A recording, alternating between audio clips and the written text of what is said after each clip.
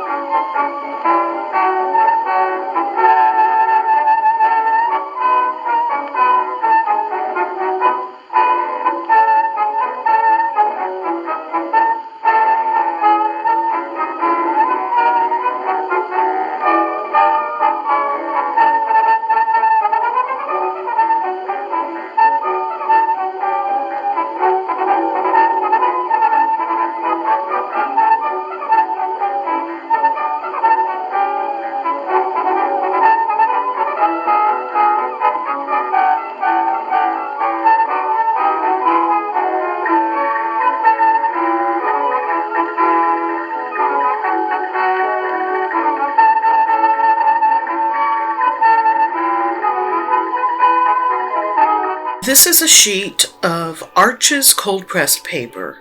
Now, anyone who's been around watercolor YouTube for a while will have heard that name, Arches. Apparently, for many, it's the be-all, end-all of watercolor paper. Thanks to Santa, I have some. It's fine and dandy, but I have the feeling I won't be satisfied until I get my hands on some 300-pound stuff. Even with the fancy cotton paper, all the buckling and curling is a PITA. And no, I don't want to mess around with stretching my paper. I want what I want, darn it. I'm using Holbein watercolors for this piece, and I'm pleased as punch with how well they did. Much of my process still has an element of cross your fingers and hope for happy accidents, but this background turned out very much how I wanted.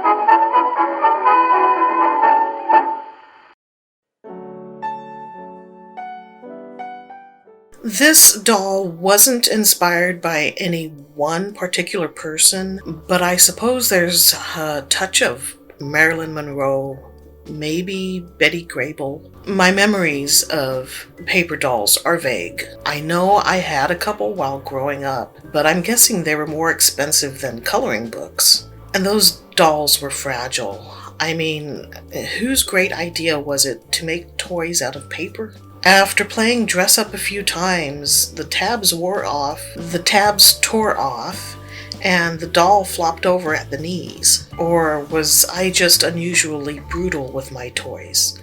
Well, I did cut the toes off my Barbie doll once.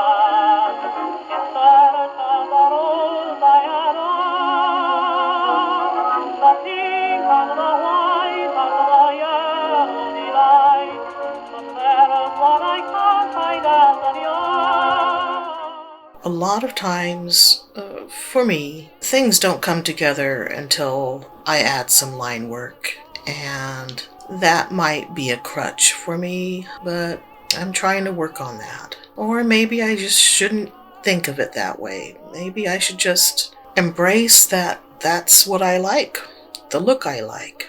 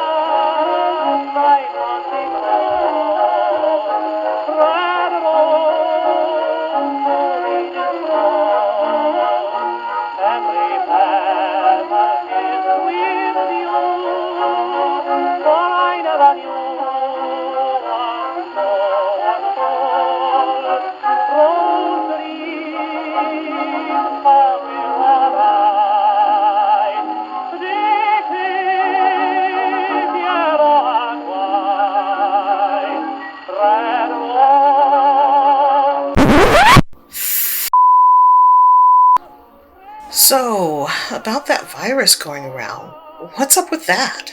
Okay, yes, major fail on the lettering. The name was supposed to be Steella, but why obsess over piddling matters such as typos? I choose to focus on the important things, like figuring out which of his t-shirts my partner would miss the least when we run out of TP. Maybe this should have been titled Irene Cops an Attitude, because I'm feeling tetchy, peevish, surly, maybe even crotchety. Hey, it isn't always mermaids and green fishies, and this could happen again, just saying.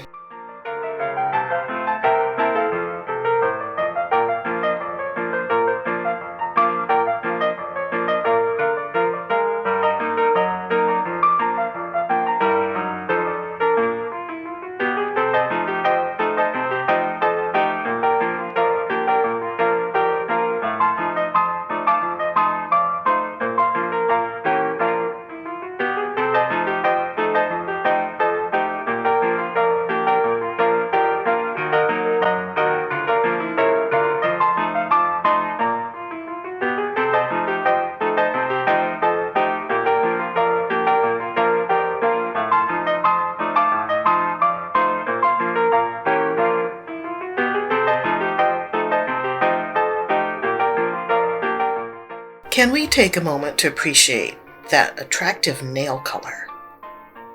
Look, I gotta get some practice for when I start promoting products. And since I won't be creating a beauty channel, I'm just gonna do this here. Today's nail polish is gold metal from Sinful Colors. This look was achieved with one base coat, 2 coats of color, and a clear top coat. My bottle of gold metal is several years old, and I don't even know if it's still available to purchase. Admire it anyway.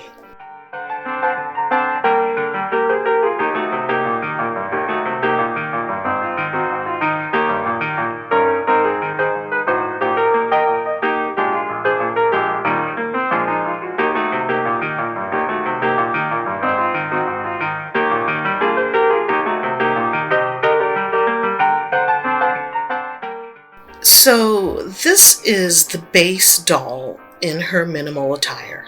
Steella, Steella, hasn't made it big yet, but she's hoping upcoming parts as a sinister circus ringmaster and as a vengeful spectral apparition will lead to both recognition and adulation. Those are possible ideas for future outfits to come.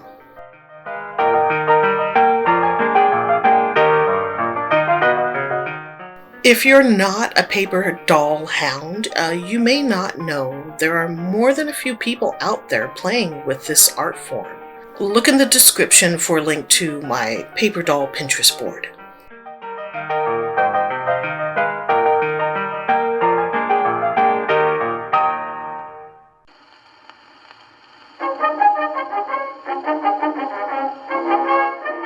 I could have left out the dotted line. But that's how they did things when I was young. I don't always go traditional, but when I do, it's to humor my inner child.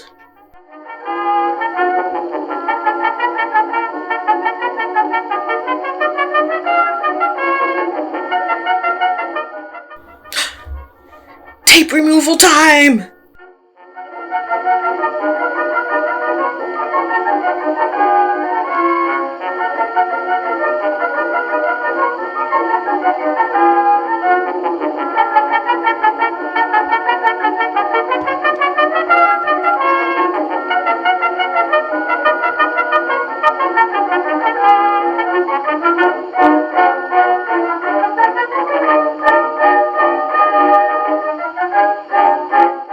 I'm happy to share this paper doll project with you.